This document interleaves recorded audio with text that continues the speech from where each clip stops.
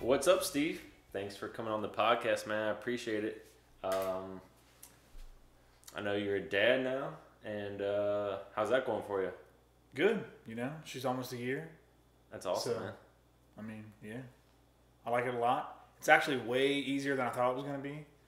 But Sarah and I waited kind of on purpose / accident because I couldn't grow up, I was like, Sarah was like, okay, how about we do it at 30? And I was like, no, 32. And then 32 came around and she was like, well, are we going to do it? And I was like, how about 35? And then I pushed her all the way to 36 and a half. Oh, yeah. But it's definitely late, but, I wasn't ready. Fucking broke. Trying to ride bikes all the time. And, so we waited. But it's worth it, for sure. That's cool, man. That's awesome. I'm always glad to see when you're out because, I know probably being a dad's a full-time job, so when I see you on the bikes, Yeah. that's awesome. So it's funny, right before we started this podcast, I was like, you're like, hey, man, you want to get some food? And you're like, yeah, man, you want to get a pizza? I was like, well, I can bake some chicken or something. I got some marinade. And you go, nah, my diet's all fucked up. And I was like, what? And you're like, I'll tell you about it later. So kind of go into that for a minute if you could. Oh, it's not a special diet. It is literally just, and people who are going to listen to this are going to say this guy's fucking stupid, but I don't like eating meat 2 days in a row. So I'll do a meat day and then whatever, a carb veggie day and then a meat day with carbs and veggies probably. But I had this idea, and it's probably wrong, that like your body doesn't need to try to break down meat every fucking day. So you're almost better off having like a chill shit and then like a hard shit. I kind of agree with know that. what I mean? I actually used to do something called No Meat Mondays, and I kind of fell off that wagon, but I agree with that to a point, yeah. Yeah. It's probably wrong, but I don't really care. But so you're saying your diet's pizza more. Yep, pizza. Actually, mass salad. A lot of salad. That's good. Sarah and I. But yeah, definitely pizza, French fries. What do you on your salad? What do you do for dressing? I like to do olive oil. I feel like that's the best. Nah, you go ranch. that's fancy. No, I hate ranch. Ranch is like hillbilly hot sauce to me. But I don't know, any kind of like Southwest stuff, which is I guess a form of ranch, but yeah. Or creamy vinaigrettes. Stuff. Vinaigrette's good, yeah. Yeah, vinaigrettes with Tabasco. But yeah, I'll have to try that out. Tabasco, best thing on salads. I was thinking about how we met, and I figured it out. I didn't think about that. Yeah, so we met at the after party that Devu had that raised. Oh, you were there? At that, well, I don't know what it was called. Bonanza. I know that bar, well, the bar used to be called the Keyhole. Simpler Times. Yeah, Simpler Times. Yeah. And then that's where I met you. I was like, who's this guy? Who's this guy all tatted up? And I just mentioned, we just kind of talked in the group, but then I didn't see you for a while. But yeah, that's the first time I ever met you. Yeah, that's funny. Did you race that day, or were you just there? Raced. Yeah. It was like it was a planned accident, right? Because I was like riding Devu with my neighbor who got me into mountain biking, and he was like, yeah, man, we got this thing called Bonanza coming up. You should do it. And he actually had, no, he didn't have full suspension. I was getting ready to lie. But he had like gears and a shock and stuff. And I had full suspension rigid. No, god damn it. Full rigid single speed. We've only had like one beer apiece. Yeah. Promise. Full rigid single speed. I was like, yeah, I guess I'll do it. And he was like, all right. Like he was helping me sign up, and I was like, all right, cool. It's my first mountain bike race. And he was like, all right. And this is from him. If he listens to this, it'd be awesome, Zach. But he was like, all right, so you're like a little bit better than a beginner, but you're not expert. So you should get in like the median class and just do like 2 laps. And I'm like, cool, I'll do 2 laps. And yeah, I won the 2 lap. Really? But I was the only person. Oh. I was the only person in the 2 lap. Me. Yeah. I remember. Wait a minute. I think it's second place. Yeah. I was unprepared for this question. I think it's second place. Or it might be fucking first place. Why don't they still have that? Do you know? Man, politics. Oh, really? God. So this is not my expertise. You would need like Robert Halley or Shane to do this. But yeah, I think you're better off talking to them. Yeah. That was a cool event though. I mean, like, oh man, I want to say some shit, but I'm not sure what's gonna happen. Nah, that's cool. I'll reach out to them. I'll get you. See if you get their numbers after this. Yeah, that was a cool event. I know our other buddy Scott Metz. He became second or third in the downhill On a hardtail. On a hardtail. Yeah. And when he got his award, people were blown away by it. They're like, no way. And I can't wait to have Metz on the show to talk more about it. But yeah, they actually booed him. Yeah. But that was before we were all friends. So who booed him was a couple of dudes I probably don't know who moved away. One was Shane, one was Brady. Probably Matt Johnson and the other Matt who moved to Colorado. I forget his name. They didn't really boo. They were just kind of like... Couldn't believe it. No, they could believe it, but like none of us knew those people, right? So like for some dude to just show up on a fucking literally piece of shit. Sorry, Matt, but literally a piece of junk bike. And then smoke dudes who are on full suspensions and like, just they should be better. But they didn't know Metz at that time, and Metz is not normal. Yeah. I mean, he'll take a piece of junk and just ride the fuck out of it just to win. Yeah. And this is the kind of crap I didn't want to talk about, but I'll do it anyway. The Bonanza back then wasn't structured the right way. And those dudes were mad because there was just a lot of weird shit going on. I don't know. But as far as the downhill, he won fair and square. I mean, whatever. You think they'll have another downhill race? Oh, yeah. And that'll be Robert Halley's area. But Frienduro is real. It's coming. Get your shirts. I was getting ready to say, do they have a website, Mountain Bike House? It's mountain bike and then haus.com, right? Yeah. And then Frienduro is something I did not partake in last year, but that's all right. It was real quick. I mean, like Robert kind of threw it together. When we first started it, we were trying to keep it hush hush because we were worried about the politics behind it. And then we started to like let it get out there more and more to try to get more people to do it, and then it happened. And more people showed up, and it kind of just hit us / Mountain Bike House that it was real and people want to do it. Yeah, if you want, go to mountainbikehouse.com, get you a Frienduro shirt. So, how did you ever get started into biking? If you can remember back? Yeah. I mean, shit. I'm 38, so... I mean, how far do you want to go? Well, I know briefly that you started in BMX, correct? Yeah. But even before BMX, which is still considered BMX, but like... A long time ago, flatland was called freestyle, and I did like, the flat ground tricks, but I was a kid. So... Okay.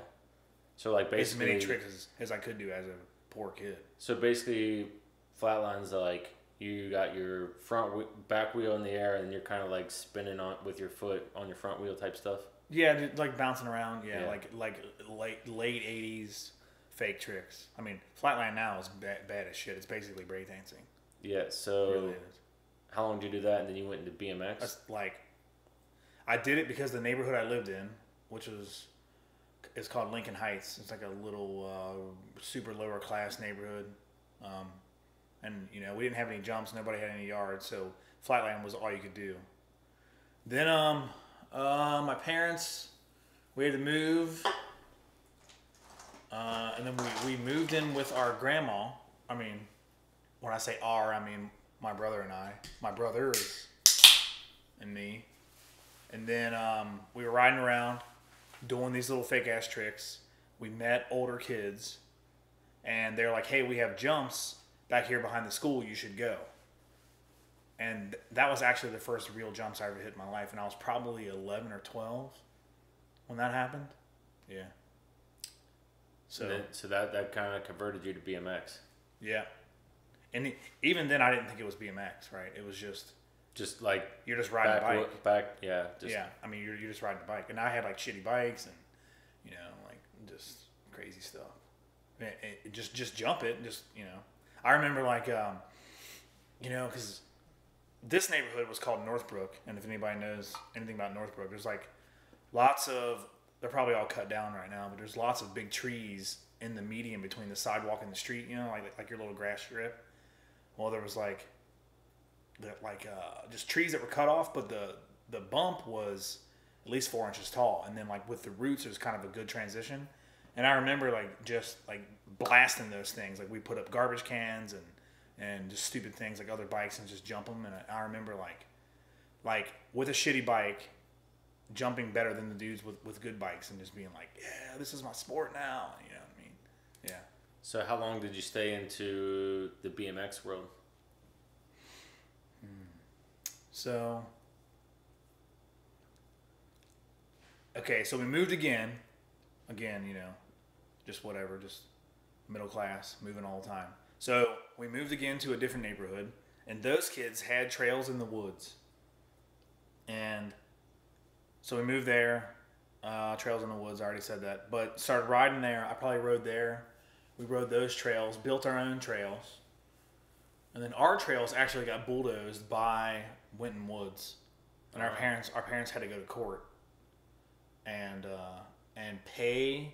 They said they had to rent bobcats, but I was like 14, 15 when all this happened. So why would Winton Woods have to rent bobcats when they would already have them? But anyway, so our parents had to pay this rental fee for bobcats to bobcat our trails, to plow our trails down. Wow. Yeah. That's some weird politics stuff. It's freaking weird. And we had them. We had to like ride down the main road and then cross the creek to get to them. So however they got the bobcats over there, and I don't know. But they did actually plow them. I mean, they were completely flat. So that age was probably 15, 16, around there. So where does that put you? Is that still junior high or high school? No, you're high school, freshman year. Yeah. Freshman, sophomore. Right. Then, like I had a couple older friends who had cars and shit. So we had our trails that got plowed, and then, like we started like finding out about like real trails, which our trails were pretty good, as far as like doubles go and berms and all that jazz. And then, we would load up his mom's minivan and drive to other trails.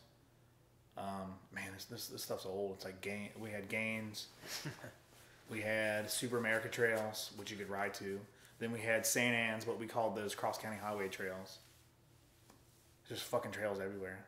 Really? There's a set of trails called coasters that were in Middletown that were like phenomenal. I mean, like gone though, right? No. Gone, yeah. So you know about them? No, I'm saying like everything's they're all non-existent. Yeah, I think Coaster might be back, but I don't know. I've heard some things and whatever. You read shit on Instagram or Facebook. Yeah. So you're in the BMX scene. How long before you transition into the full mountain bike scene? So this is weird. This is like kind of a top secret. Not really a top secret, but a secret. But not really a secret. So stopped riding BMX. Probably around 18, 19, got a car, graduated high school, found out about chicks and beer. I hear you. Right? So, chicks and beer, and then moved in with friends and did that for a while, whatever, 21, 22. Started riding again, kinda, when I was about 22, and then I kept dislocating my left shoulder. Every time. Riding? Yeah, from riding. Every time I would wreck, it would pop out. So I was like, all right, I guess I'm done. with BMX.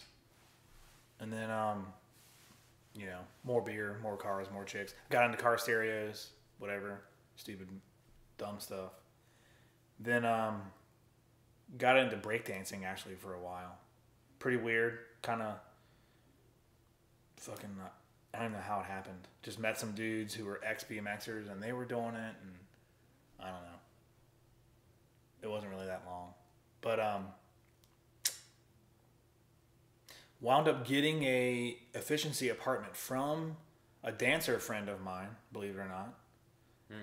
And he was moving to New York, and for college, he wasn't like pursuing a dancing career or anything. But and then this is how I met Sarah, and how I got into mountain biking the first time. Yeah, it's pretty crazy. But so moved to Cheviot, fucking around, whatever, and then met Sarah at this like big rave thing that was at this place called Mockbee. And then, where am I at here? Then we started dating. She had a shitty ass like Walmart bike. And I was like, oh, okay, cool. I like bikes, trying to impress your new girlfriend. So I go and get a shitty bike too. And then we were like looking around online. This is beginning of online, I guess, for me, because I was poor. But how old was I then? 24? Yeah. So we started going to Oxford, actually. No, we went to Harbin a couple times. So I'm talking gym shorts, gym shoes, no helmets. I mean, like me and Sarah were like the beginner nerds, right? So we go to Harbin, walk all the hills. We're kind of dork around down the downhills. I've got some pictures actually if you ever want to see them.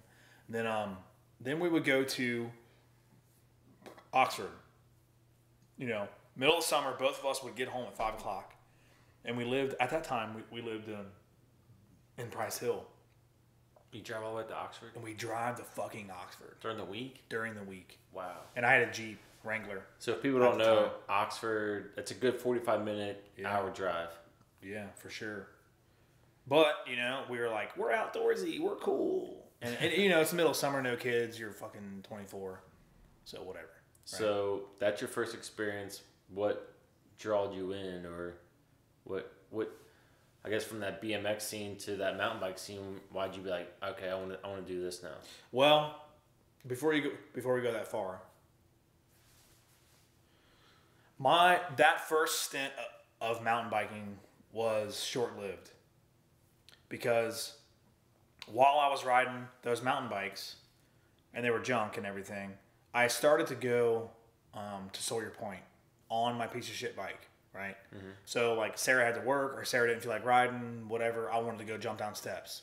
So I would go to Sawyer Point and ride around. Well, one day I was down there and I met these dudes doing trials. And if Hunter Armstrong, what's his real last name? Brandcamp. I didn't know which one it was. Yeah, it's Brandcamp. He has a buddy, 03 Trials Mark.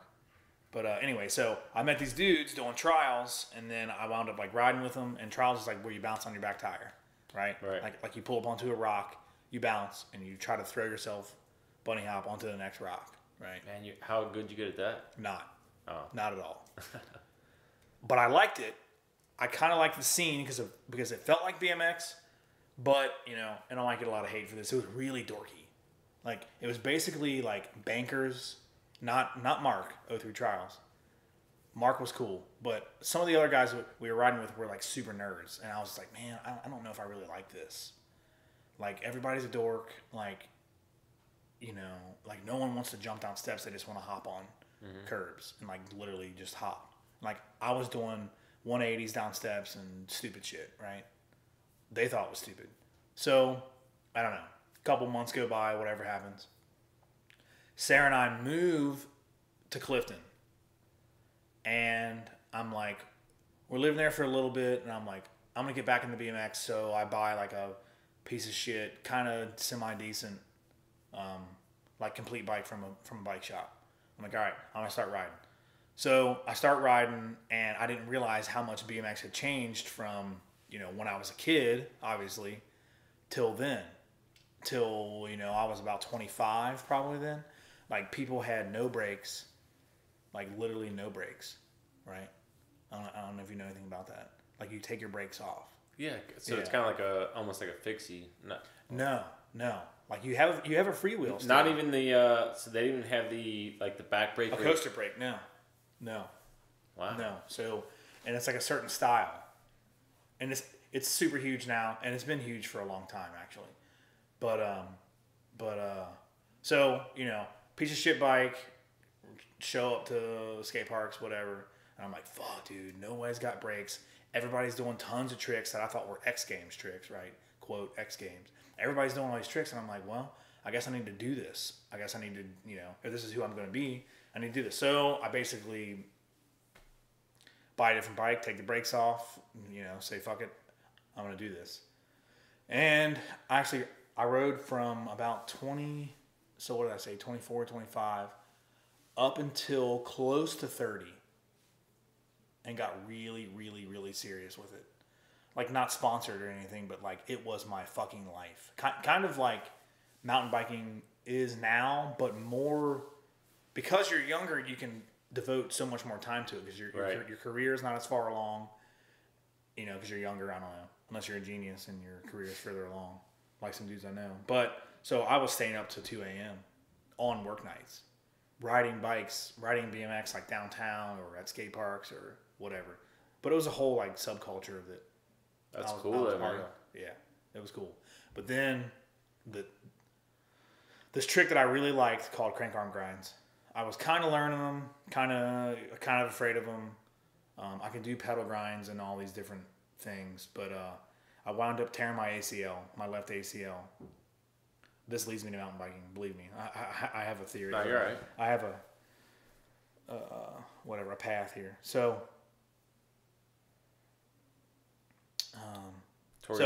Tear my ACL, and I keep buying like different knee braces. I bought like a motocross brace, like a Don Joey brace, and I'm trying to ride, right? And I'm like, no. I actually bawl one day. I come home, I separated my knee again, so I had no ACL, so it flops around, right? Yeah. Yeah. I've been there. It flops around a lot. So I came home one day, still living in Clifton, probably around 28, 29. I start bawling to Sarah. I'm like, I think it's over. I can't afford knee surgery. I can't afford to be off work that long. So I'm like, all right, I guess this is over. And I dicked around for a little while. Like, I bought a camera and I tried to make some videos, like with my friends who are still unhurt and still pretty good. Fucked around. And then, Sarah and I are getting older, and she's like, let's buy a house. I'm like, all right, cool. So we buy a house in Northside. And maybe a year and a half goes by. Me dicking around with. Go ahead. Sorry. You're all right. So you kind of basically just took a break from biking? Yes. Okay. Yeah. I wasn't happy about it at all. Okay. Go ahead. And this is like kind of another top secret, not so secret. I was depressed. Yeah. So we moved to Northside, and it was fun. I was drinking beer. We were going to the bars. Like, Northside's got a lot of bars. And I was like, fuck, man. I don't know what's going on. Like, I hate myself. My knee's loose. I'm gaining weight. I had no fucking, nothing no identity, really. Well, some of the dudes who I rode BMX with, got into motorcycles. And they were doing that while I was riding, but I was so into BMX at that time before I got hurt that I didn't really care about the motorcycles. I was just like, whatever. I'll figure it out someday, whatever. So I got a house, and again, not riding. Got a house with a 3-car garage, but it's Northside, so it's not super baller or whatever. So I'm like, all right, I'm going to buy a motorcycle, and I'm going to convert it myself. So I bought like a stock motorcycle. And then learned how to work on it and turned it into like a chopper bobber cafe thingamajigger, right? Mm-hmm. And then, so that stuff pans out for maybe 2 years, maybe longer. I should probably check my Instagram to see that, see how long that actually lasted. Anyway, one day I'm cutting my grass, and my neighbor rolls by on a full rigid single speed mountain bike. And I knew him already, just from neighborhood friends, right? And I was like, what's up? And he's like, oh, I'm going up to Spun Bicycle Shop to put this thing up there for sale. And I was like, I'll buy it. How much you want for it? And I had no idea. And he's like, I don't know, a couple $100. I really can't remember, $200 or $300. I'm like, all right, cool. And he's like, well, we got this place to view. We got all these trails. Just start riding with me. I'm like, all right, cool. Because I was basically kind of done with motorcycles. You were just kind of tinkering around. No, I mean, I was into it. I had like a couple motorcycles I was really into, Yamahas. They're called XS 650s, and I did like the whole chopper scene. Like you rip everything off, and you just have like a super naked, rusted out piece of shit bike, like, which is really popular now. I mean, it was then too. Anyway, that was fun, but it wasn't enough for me. Like I always felt like something was missing. Like I was like, I like this, but all we're doing is riding to bars and drinking beer, right? Which is kind of crazy, right? Like you're riding a motorcycle, you're drinking beer, you ride to another bar, you're drinking beer, and before you know it, you're far away from your house and you're drunk and you got to ride all the way home. And then, by the way, on the way home, you're drinking more beer, right? Yeah. And it's cool, and people, they're all going to listen to this and go, well, you're a fucking bitch. I mean, that's what chopper culture is. I mean, it is, but it wasn't for me. Anyway, okay, I'm ranting. So, started riding that bike, realized that I was like, oh shit, so I can ride mountain bikes with a loose knee, not have to do tricks, and have a lot of fun. And by the way, everyone who does it is older. And what I mean by that is like people who are into mountain biking typically, like they have careers, they're serious about it, and they're not like, I don't know. There was a lot of cop involvement back in my BMX days. Like we would ride these spots, cops would show up. I actually got arrested once. Cops would show up, and just all this fucking bullshit. So mountain biking was like, for me at first, only at first, it was like an adult BMX to me. I was like, okay, this is what you do when you're done riding BMX. You go to mountain biking, right? So I got into it, and liked it a lot. And then kind of like back to the BMX thing, I realized my bike was inadequate. My gear was inadequate, and I had to do something. So started like kind of like staring at everybody like, okay, this is what you're supposed to do. And then, internet, bought some stuff. Were you, when you bought your first, what was your first mountain bike that like you really, not your Walmart that you and Sarah bought, but like one that you actually like? Okay, so the first one was the Moto Can from my friend, Zach. And it was decent. It was super heavy, all steel. Yeah, I had the same bike. Yeah, you may have. And I mean, that's a real bike. Yeah, it was. Disc brakes, whatever. But it was a 29er. Which I thought I liked a lot. Now I don't. 275 for sure. Not 29. So you got your Moto Can and you're riding. Did you ride Devou on that bike? Yes. Oh my God, this is another secret. So my buddy, he liked Devou, right? And he had gears, and I'm like, all right, cool. I can't remember the fucking gear ratio. Back then, it was probably like 3 in the front, and the cassette that was 8 had to have been 8 or 9, no more. No. Mine was a single speed. Oh yeah. Yeah. I'm saying his. Yeah, he definitely had a double ring in the front, then like whatever up to 36 in the back. So I mean, he had whatever was cool back then for sure. I don't think they were past 9 back then. I don't know. How long ago was that? Oh fuck. Halfway through Obama's term. That's a weird way of looking at it, but sure. Yeah. That's how I do everything. But so where was I at? Oh, you asked me real bikes? No, the first time you rode Devou and you said... Oh, yeah. So we're riding Devou a couple times, and I literally took 45 minutes to get up Incinerator. It was a single speed. I went there. Again, no helmet, because I came from BMX, so I was like, you don't need a helmet. Like, why has he got a water bag on his back? Like, what is all this shit? His feet were clipped in. He had goggles, gloves, all that. I was like, not goggles. Just like glasses. Mm-hmm. I was like, man, this is fucking crazy. So I'm like, all right, I'm just going to go up there. I'm going to jump a couple jumps. Motherfuckers are going to think I'm cool. I'm not going to need all that gear. This is literally went through my head. And he's like, all right, it's a steep hill up. We'll stop, whatever. He was like, you sure you don't want any water? And I was like, I don't need water, man. It's mountain biking. Like, how hard can it be? Because I was picturing, because I'd forgotten about my first stint in mountain biking at, Oxford and playing around with Sarah. And like I said, we would just like hike, ride a little bit, stop at a fucking little pond and hang out. You know what I mean? Like we weren't really mountain biking. We were being new couples right on a date, right? Yeah. It wasn't legit at all.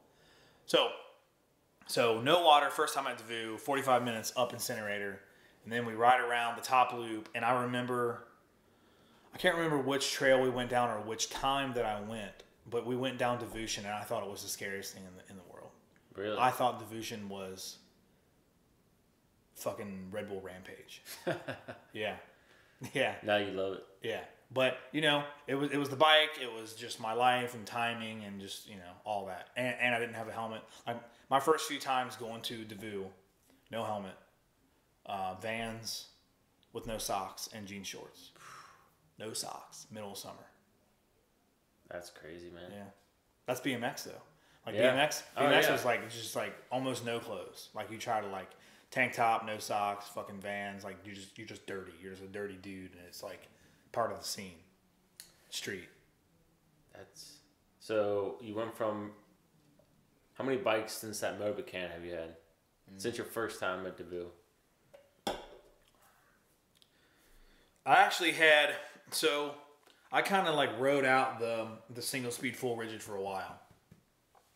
I really thought it was what I wanted to do.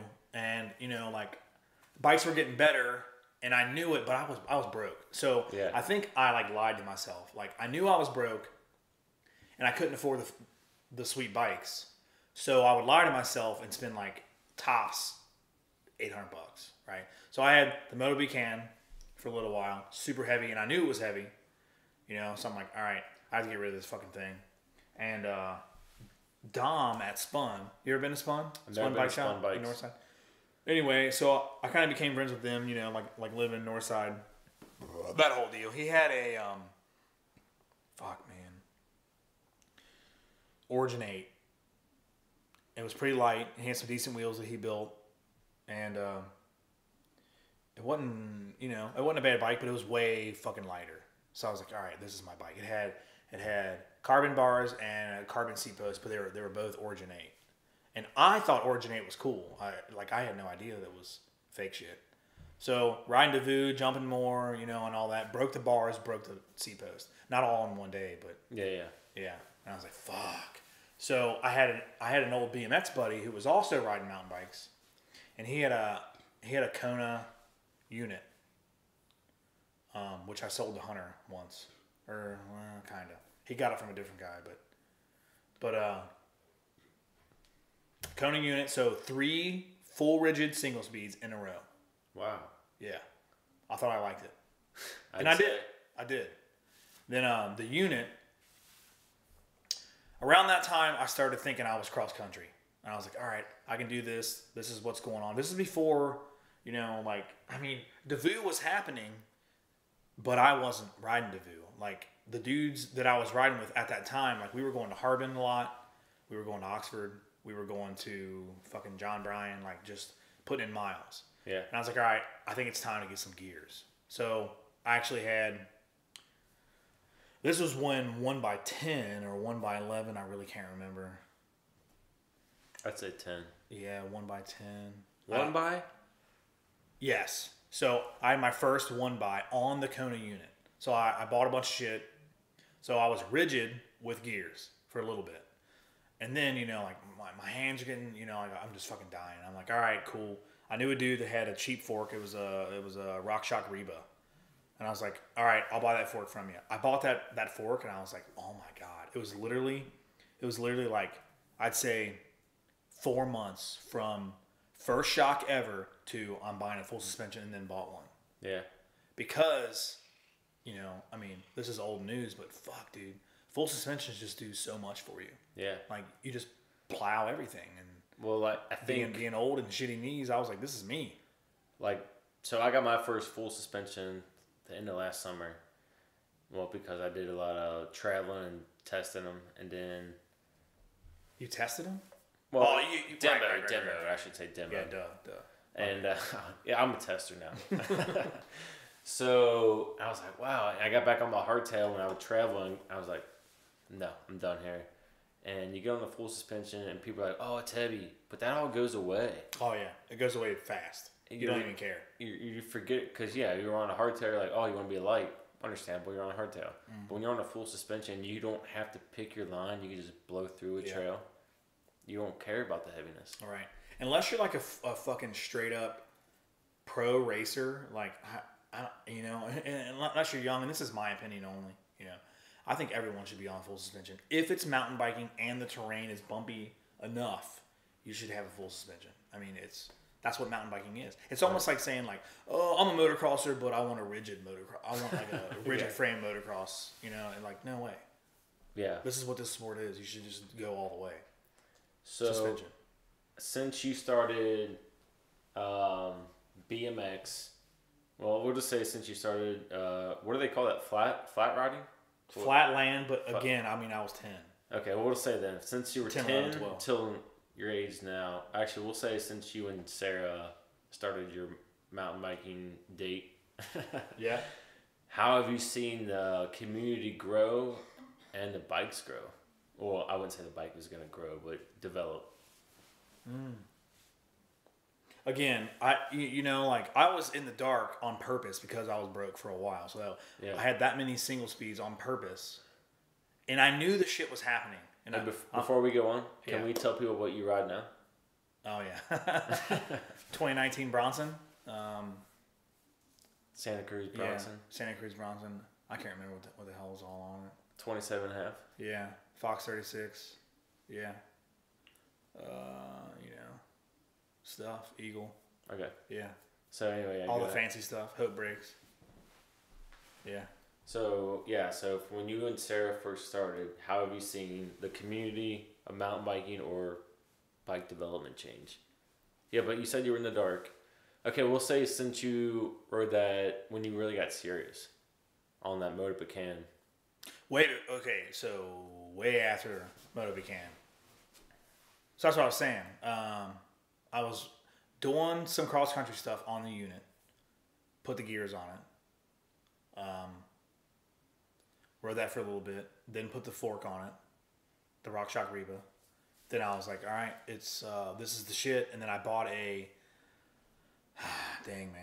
bought a Trek Superfly 100 from Jacob at Reezer, and it was used, but it wasn't that beat, you know, it wasn't that bad. I put it on a fucking credit card. I was like, this is the shit. This is what I want to do. And it was a full cross country, full suspension, right? So I'm riding it for a little bit. Like it had drop stem, you know, like it was fully race machine. Race meaning cross country race. Like it's not meant to really jump, you know. So I buy it. I'm riding it. I'm happy, I think. And then I start riding DeVue more, right? Mm-hmm. Start riding DeVue more. And, you know, I'm like, cool, sweet, jumping some jumps. But I'm realizing that, like, the bike's sucking. And again, I'm like eyeballing people's shit when they're not looking. I'm like, okay, those dudes got different bikes. I can see the head angle's different. You know, like I was like, all right, this thing's not right. And I knew it. I knew it from riding it, but I also knew it from like learning by watching other people, watching their bikes, you know, whatever. So I was like, all right, cool. And by that time, I was making more money in my job. And so I put a bunch of money into it, like probably $2,000. Bought, as you know, the fucking i9 wheels. The i9 wheels, and I bought a different fork. What kind of? This is the Trek. This is the Trek Superfly. Okay. Full on cross country deal, right? It already had XTR brakes, XTR, you know, drivetrain, all that. So I bought a downhill stem, downhill bars, like a 120 still kind of a cross country fork, and a dropper post, and the i9 trail wheels. I'm like, all right, cool, this thing's ready to go. How'd that feel once you changed all that stuff? I mean, it was a slow move, but yeah, it was definitely better. It just felt more stable, just lighter and stable. Yeah, lighter, stable, and again, like having a BMX background, like the fact that I had like a 70 or 80 mil length stem always felt weird to me. I was like, why do these fucking guys do this?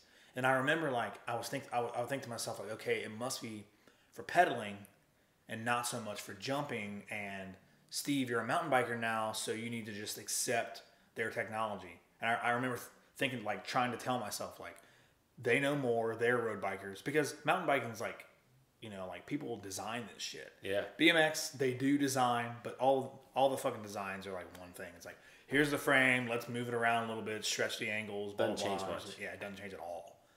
It's because BMXers can't buy stuff, you know what I mean? Like, they, you know, they're trying to, like, get free shit and whatever.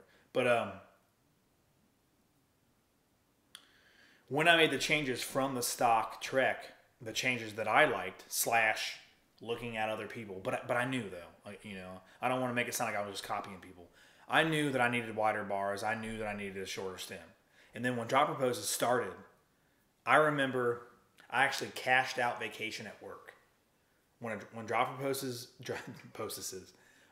Post came out, I was like, I have to have one of these. And I was like, all right. And then at the time, you know, I didn't know Mountain Bike House. I didn't know anybody. I didn't even know Matt. Oh, did I know Matt?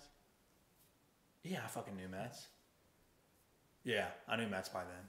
But anyway, so I was like, I'm going to cash out vacation because, you know, they're like $400, which they still are. But the first ones were definitely $350, $400.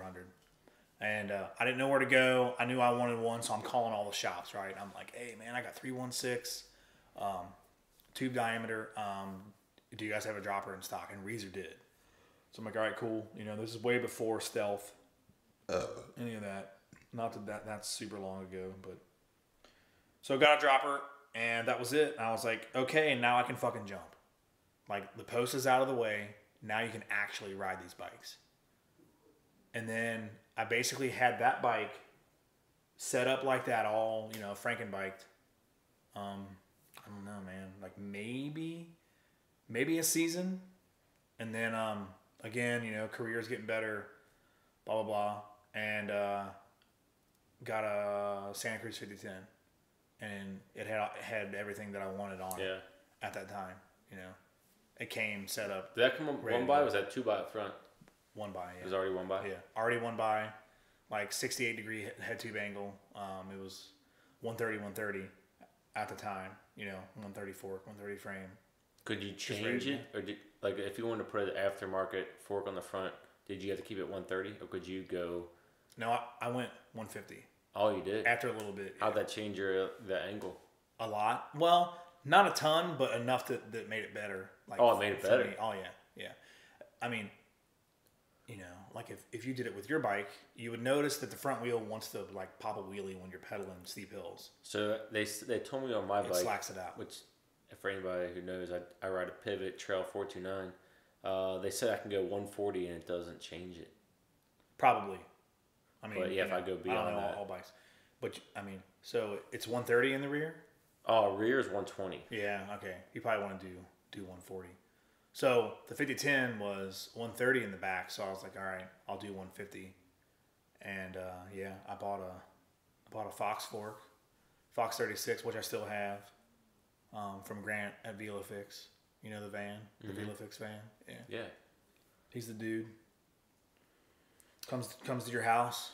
It's awesome. Yeah, it came to my or your place of work. My old work, and he was fixing on it in the parking lot. Somebody at work goes, "Dang, how much do you make?" They come to you and fix the bike. I was like, that's kind of their business. Yeah. But change gears a little bit here. Yeah, I ramble, mass. No, it's good, man. I mean, we're not really changing gears too much. That's a pun. I didn't realize that was a pun. Yeah, it is. But you should call it that. Changing gears with Helmer. What's some places that you've rode besides our local Davoo in the Cincinnati area, Northern Kentucky area? Some places you traveled to that you rode that you loved. Now I know you rode. What's that place up in the UP? Yeah, that's what I was gonna say. Copper Harbor. Yeah. How was that? Pretty good. It's they definitely, and maybe I was mesmerized still because I was on vacation, you know, and all that. But and I was getting better as a rider. I'm still getting better, I guess. But they like manicure that shit. It's like Flow Trail, but some of the trails literally have almost no rocks, which is good and bad, right? I mean, it's good, like if you're trying to take your wife or your girlfriend or friends who just aren't that good or whatever. You know, flow trails are fun. But before we get into that, the politics behind flow trails and whatever. It was awesome, you know? I mean, it's literally... Is it sandy or rocky? Or is it like both. a big slab? It depends on the trail.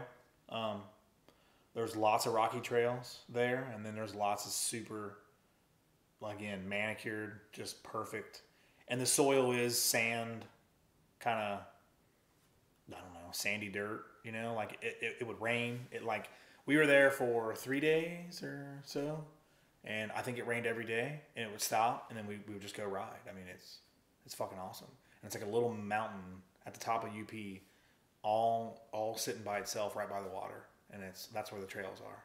Damn. Yeah, it's fancy, and there's like ferns everywhere. Like when you're riding down the trail, you're not hitting like sticker bushes and bullshit that we have here. It's like ferns. It's great. How far a drive is that from here? It's like 13, 14 hours. Yeah. Is there a town there? There's a little town, isn't there? Yeah. Dang it! What the hell's it called? I don't know. Don't worry about it. I know, but people are gonna be like, "You don't know." Copper Harbor. Just figure that out. Yeah. Go from there. Dang it! I can't remember. You went to Idaho though. Did you ride out there? Oh yeah. So the same buddy, Zach, who sold me the Moto Buchanan, who I rode with for a long time, his wife, Brittany, does like urban planning, and she found this job online and flew out there and got the job, right? And it was like a little, it was like a kind of a farm town, mountain town. They had trails and kind of like how everything's exploding right now with the whole brewery stuff. They had a couple breweries and stuff like that, and they needed someone, you know, with a background, someone from the city, right, to come out there and kind of transform their city. So they literally packed up and moved out there. So when I went to Idaho, I'm sorry, he was living in Idaho. We planned a cross-country trip in our van, and I was like, we got to stop and see Zach. So, yeah, we rode Teton Pass. Well, we rode some trails that were off the Teton Pass, but I can't remember the name of them. It was a while ago. And then also rode Moab. You know, it's funny you mentioned Teton Pass. Jake on my last podcast talked about the same trails. Yeah. What? I mean, Must he's be been way more pretty places sweet. than me. Huh? He's been way more places than I have. Yeah, but it's funny you guys rode the same trails and you guys Yeah. live in the same area. Right. It's good, though. Yeah. Especially Moab. I mean, Moab's ridiculous. That's a goal, man.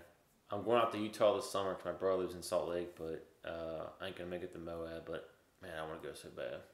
You know, there's definitely, for sure, harder trails in the Tetons that I did not get to ride. Just not a whole lot of time.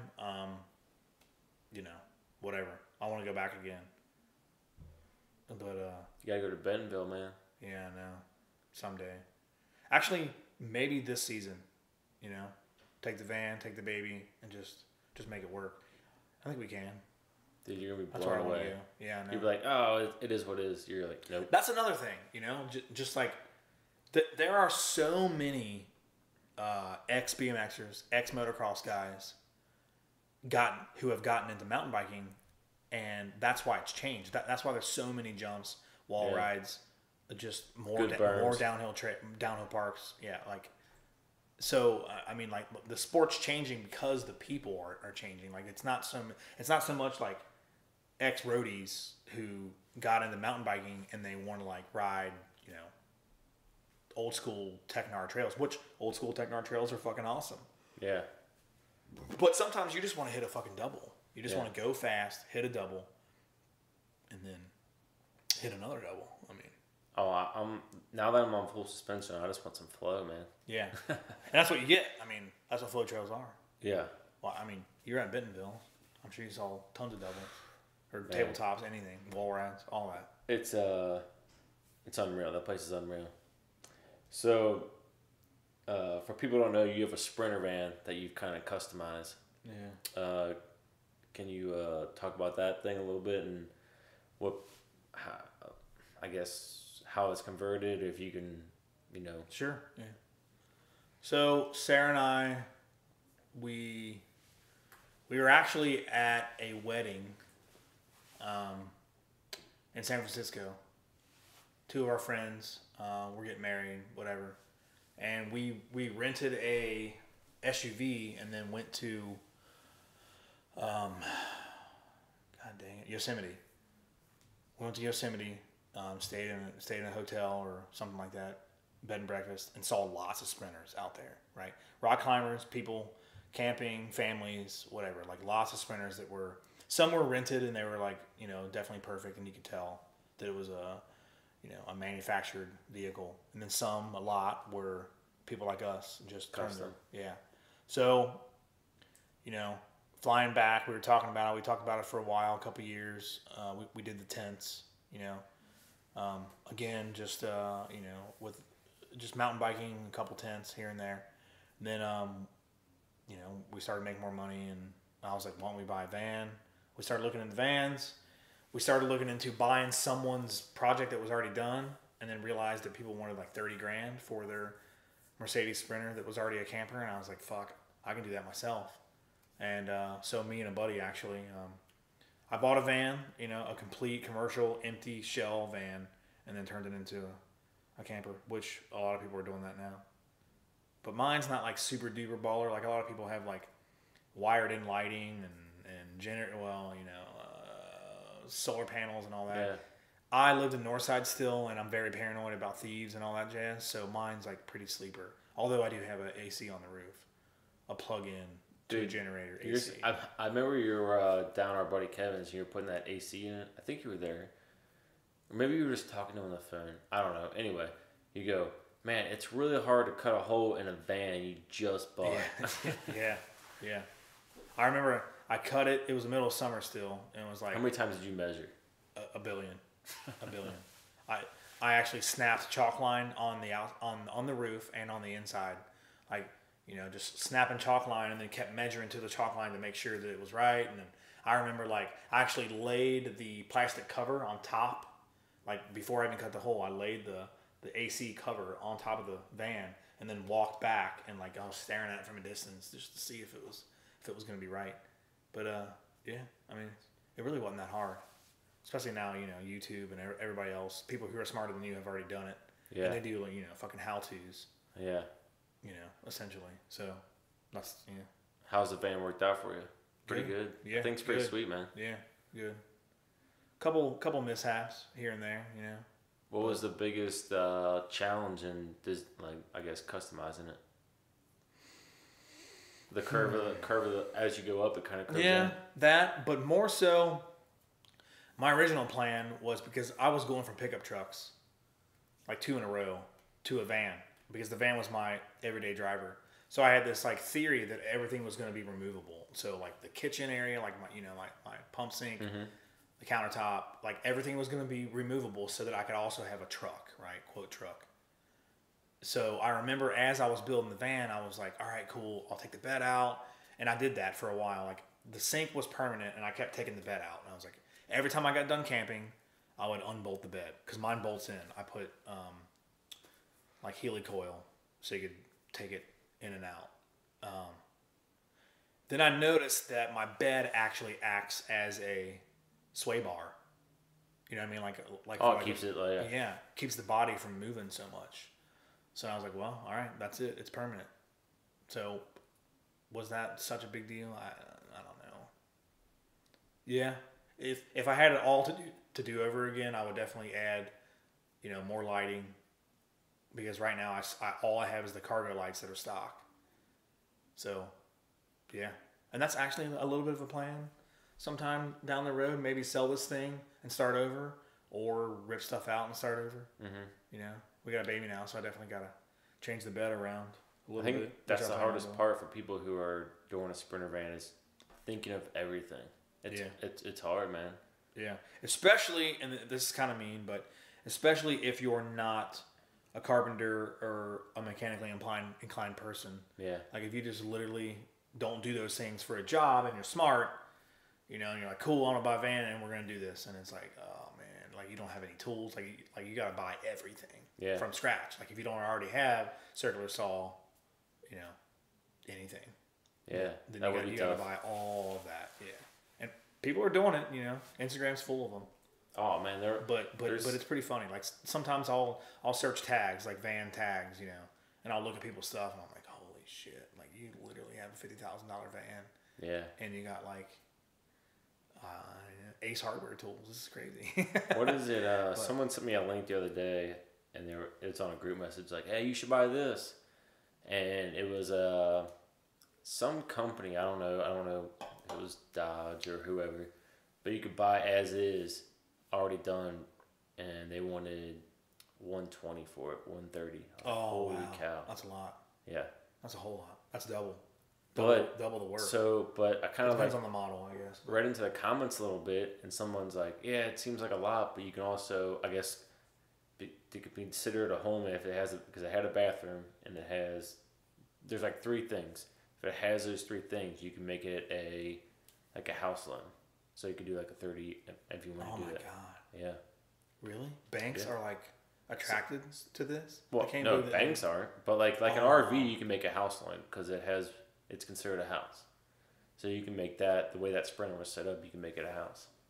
So you don't have to make it a 5. That's what I'm saying, though. Like, banks are giving people loans for the RVs. I'm really surprised that they're giving people loans for Sprinter vans. Well, so the guy in the comments... Homemade Sprinter vans. Yeah. Like so it has to have a bathroom. Yeah. Oh, man, I'm not going to remember the other 2, but it has to have, obviously, a roof over it. I think there's just 3 or 4 things it has to have, and it has those... That's it. Shit. I didn't know anything about that. Yeah. Well. There might be... Someone's probably going to reply like, no, that's not right. But whatever. That's just what I read. It doesn't matter at all. But, so we were talking before we started recording about yoga. And you said you got into yoga. Mm-hmm. Now, I want to get into it. I've been slacking. Not because I feel like it's not manly. That's not the reason. I just haven't gone. But how do you enjoy that? Like, do you ride a bike more? It was definitely forced for me, you know, just like riding BMX, you know, genetics for sure. But my back has just always been a piece of shit. And I noticed that, you know, around 18, 19, like I did construction for a while, carrying heavy objects, and just my back was always just not good. So sometime, I don't know, early 20s. Oh, you've been doing it that long? Yes and no. I mean,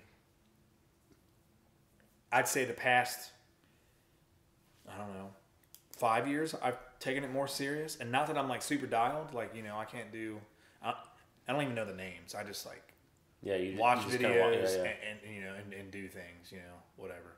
But again, it's a forced hobby. Because my back sucks. I have a bulge disc, and it pops out frequently. I'd say a couple times a year. Hits the nerve, you know, and I got to do lots of yoga moves to get it to go back in. Really? And it takes time. Do you think if you did that every day, I'm not talking like... Well, that's what I'm trying to do. Yeah. Okay. That would help out. Yeah, for sure. And I'm strong. You know, I'm not the strongest dude in the world. I'm not trying to say I'm like super strong, but I know my back's strong. I know my core is strong. I know all these things. But it's genetics. There's stuff you just can't do. You can't fight it. Like it's just gonna happen. Especially once it happens. Like I had a really bad wreck, BMX, trying to do a trick and decided to bail mid trick, and I probably fell somewhere between 8-9 feet onto concrete, straight on my tailbone. Boom. Yeah. Compressed your back, I'm sure. Yeah, big time. And like I said, previous jobs and again genetics, just all that stuff on top of a super bad wreck. That was it. That was day one of new life for my back. So, yeah, yoga here and there. Done chiropractic, but yeah. So chiropractors work when you're really in pain.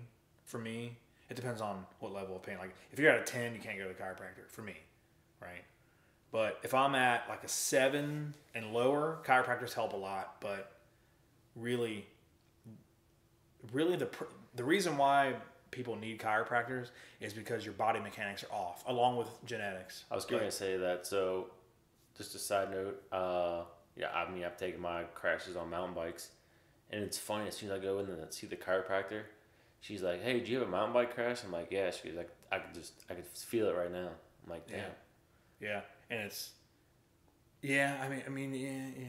But a lot of it comes from like the crash is definitely what sets it off. But like sometimes if one hamstring, if one hamstring is tighter than the other one, it can pull you to one side, right. Especially with pedaling.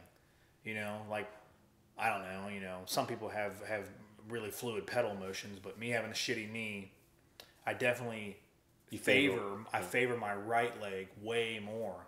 So my right leg does more work, so it makes my right hamstring tighter, which pulls me to that side, which pinches that disc, and that's why I have to do yoga. Huh. I know. I should get my knee fixed and all that, but like my brain has already been trained.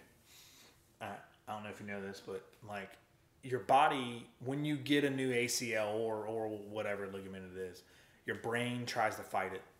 Like it doesn't understand what it is. Even if it's your own hamstring muscle turned into a new ligament, your brain doesn't like it, and it has a hard time trying to accept it as its original thing. So you can never really like get normal again. Yeah. I mean, that's what I've read a lot. Now some people can figure it out.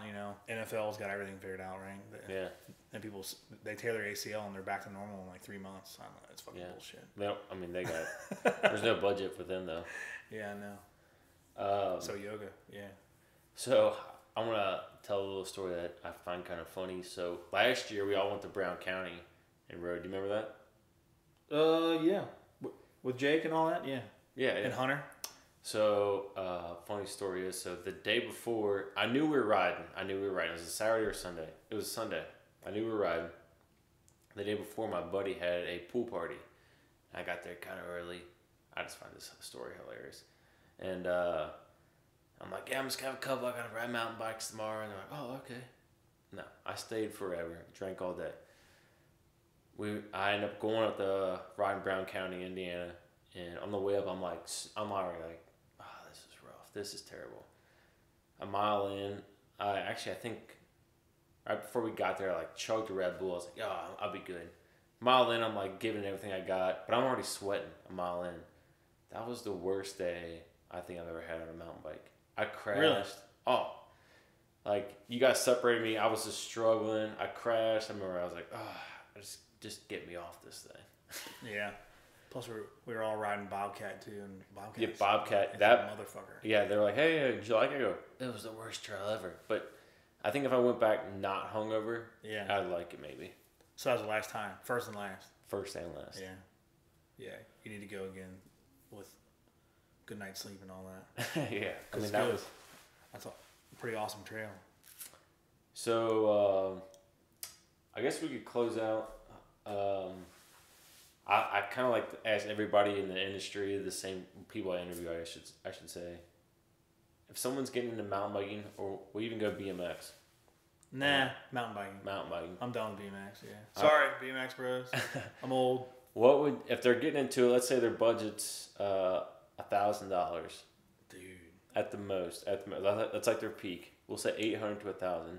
Yeah. And they want to get into it. What would be some advice to give to them? Figure out what kind of rider you plan to be. Figure out who you are at first. Like your skill level. And fresh. I mean, they're about as fresh as you can get it. Like literally can't bunny hop. I mean, I don't think I could bunny hop when I first started. Yeah. I don't know if I can now. Come on. Yeah, you can. Well, I'll teach you. So, man, I mean, that changes everything. Okay, let's just say this. So they see us riding, they're like, man, I want to do that. And right. But they just don't. They need to start. Yeah. In my opinion, because mountain biking's been around for a while and there's so many used bikes, good used bikes, I would say if you had $1,000, I would get on Facebook or Pink Bike or something and get a good used bike. Yeah, because going to a bike shop, getting $1,000 bike shop bike in my opinion, and I have a lot of bike shop friends. I don't know, man. I don't know. It is kind of as I'm thinking this, I'm like, some people would rather have a brand new bike shop. Well, bike you do get a warranty and be more pumped on it. Be more pumped on. Yeah, everybody's different. So my answer is fucking not the right answer. I don't know. I mean, I guess I would say, first of all, I think some people think that's crazy amounts of money, but I think it is. But I mean, what else are you gonna do? I remember the first when I paid $1,500 for my Cannondale, my hardtail. I was like, I literally was hard. Like the guy was hard to pull the money. I was like, like I was unsure. I was like, Doug's like, yeah, man. Kevin was like, yeah, it's gonna be great. I'm like, and I had like buyer's remorse for like days, and then now I just got my Pivot, which was way more. I was just like, holy cow! I think I would never spend that on a bike. Yeah, but I did. Yeah, I know. But I don't look. Once I ride it, I'm like, I don't think about it. I'm like, oh, this is why. Oh yeah. I mean, back to the full suspension. I mean, it's just, full suspension, dropper post, good brakes. I mean, you're literally like cheating. I mean, like if you grabbed, a bike with rim brakes, no dropper, and no suspension, and tried to ride the same trails that you just rode on your good bike, you'd be like, oh fuck. No wonder why I have a $9,000 mountain bike. It's because it helps you do all this stuff. Not that you can't do it without it, but just like back to motocross or anything, like it's the same thing. Yeah. It's like it's a sport. These are, I don't know, tools for the sport. So why not have the best tools? What if someone's starting out? Would you say, hey, don't even think about it, go full suspension? Would you say, hey, try hardtail? No, I started to say that first, I guess. But I've had a couple beers. It all depends on, again, it's like when you say first starting out, and I know you're just saying that, but like everyone has a different background. So True. if a person's rode motocross, a person's rode BMX, it's fucking skateboarder, scooters, they were just anything, you know what I mean? Yeah, you don't really know their ability. Yeah, so people have different abilities, and they may not realize that hardtail that they just got from fucking the store.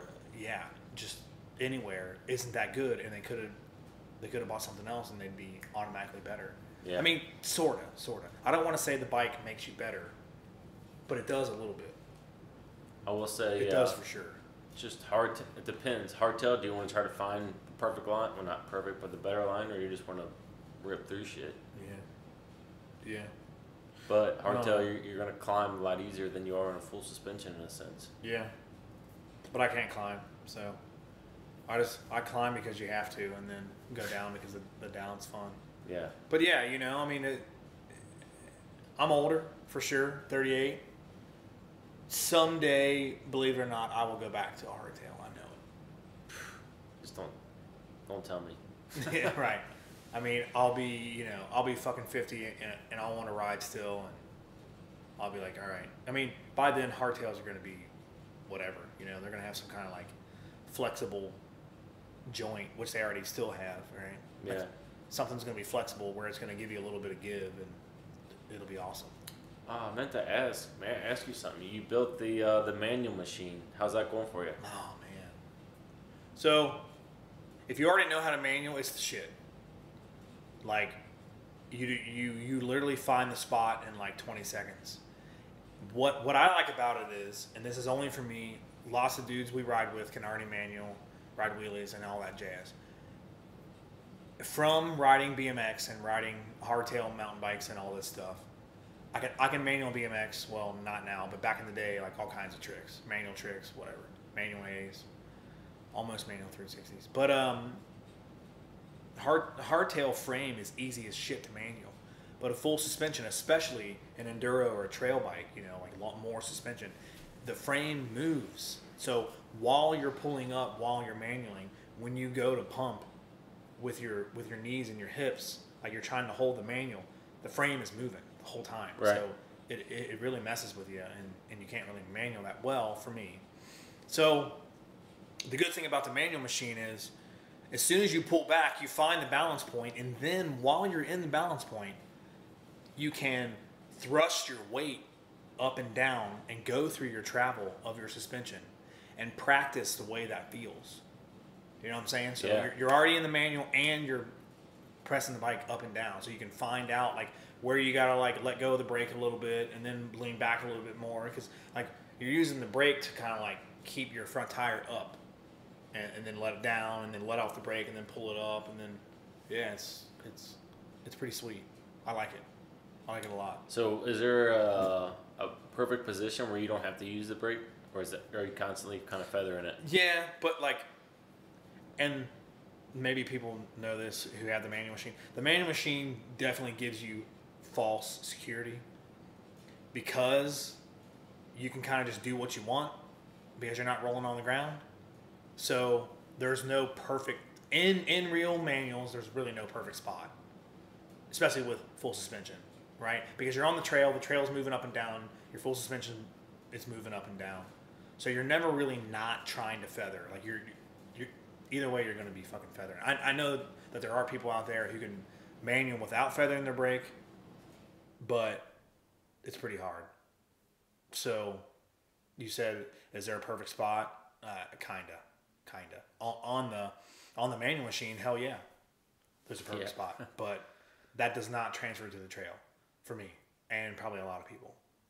I'm gonna come over and try that. I mean, learning how to manual on it definitely transfers to the trail, but as far as like being able to just sit there and balance and not hold the brake, I mean, like you can find a spot on the manual machine where you can almost just like chill, but that's not real. So let's just say, you've mastered the manual machine and you on the trail and there's a set of rollers. Do you think you could hit it now?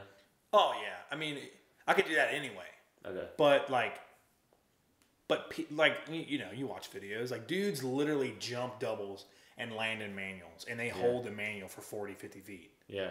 Through turns, through loops, like they just got it. And you know, that's what I want to do, but you know, we'll see what happens there. Even just to be able to pick up a manual and hold it longer than, like right now, I can probably pick up a manual on the trail, you know, and hold it for maybe 20 feet, you know, through some loops, whatever, couple like rocky sections that you don't want to fuck around with. But like, you know, I want to be able to like literally hold it. Yeah. So we'll see what happens with the manual machine and more riding. I just built it, so you know, and we're midwinter, so I haven't been able to ride real trail. I want to come over and check it out. Yeah, you should. For sure. Well, hey man, thanks for coming on the show. Yeah. Thanks, Homer. Awesome. Is there any? Do you want to reach out to people? Should people reach out to you on social media? What's your where at? Man. I never had this question. The Abney Coast is my Instagram, which is like a BMX nickname. So it's TheAbbney. ABNEY. Okay. Coast, yeah. I think that's it, man. I don't think you're on anything else, right? Facebook, but not really. Okay. Yeah. That's it. I'm old. No Snapchat. Nah, me either. Too fancy. No Twitter. Yeah. I don't have that. No Twitter. I mean, what do you say? Like, I opened a beer and then I mean a peanut butter and jelly sandwich. You know, like what do you do on Twitter if you're not like a movie star? I don't get it. I only thing I thought about opening Twitter is for the podcast, just saying, hey, this is my guest, but not like, right. Hey, I'm watching TV. Well, I mean, Instagram's like become that now, especially with the stories and everything. Like you could have done a story real quick.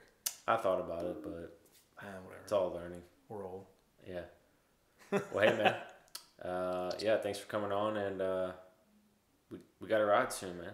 Oh yeah, we will. You're not big on the even though you have a road bike, you're not big on training on the road. I would be. You know, the one time we did train on the road, I got flat and my chain broke. We did it one time. Actually, we came up this hill by where I live, and you had to go get my car. Oh yeah, man, that's a long time ago. Yeah, you had the Trek. You still have it, probably. Yeah, I saw the Trek, but I was like, here, go get my. You had a truck, right? Yeah. Yeah. Dang.